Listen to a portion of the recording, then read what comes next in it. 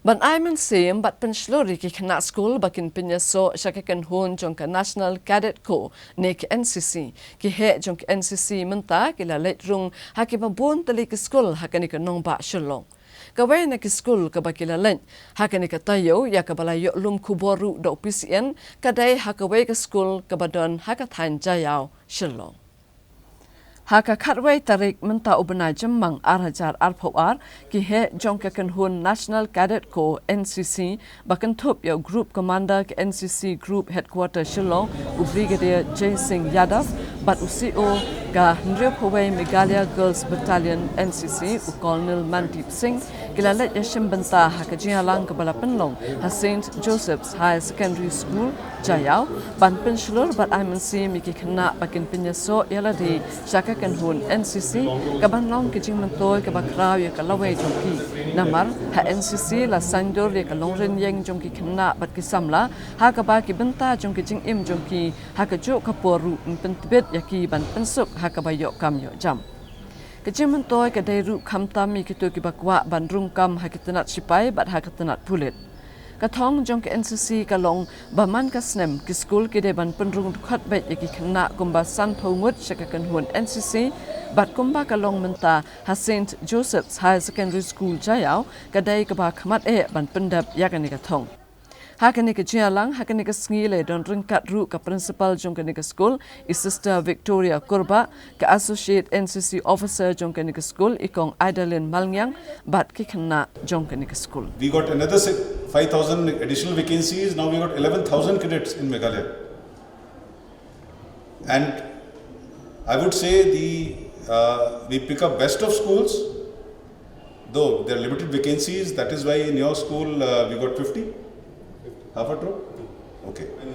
Army, you join Navy, you join Air Force, you join your own state police, you can become an IPS officer. So you wear another kind of uniform. Okay? It's a great feeling. It's a wonderful organization and you must strive to be part of it. Vacancies are limited. You got only 50 vacancies. Work hard and make most of it.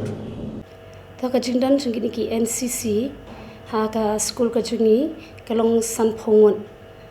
Man usnen ni judan kini enrollment. Mo enrollment ban recruit thamai ban penrung thamai ki khana.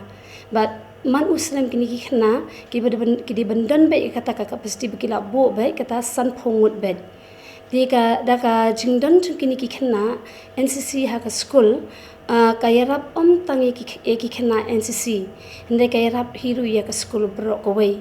namar daka jingdan ki ka ha ka nuku function ka badan ha ka school kini kilong ki ba khamat do kumno ban escort ikita ki briu ki pawan kumno ban volunteers but I program ki prepare ru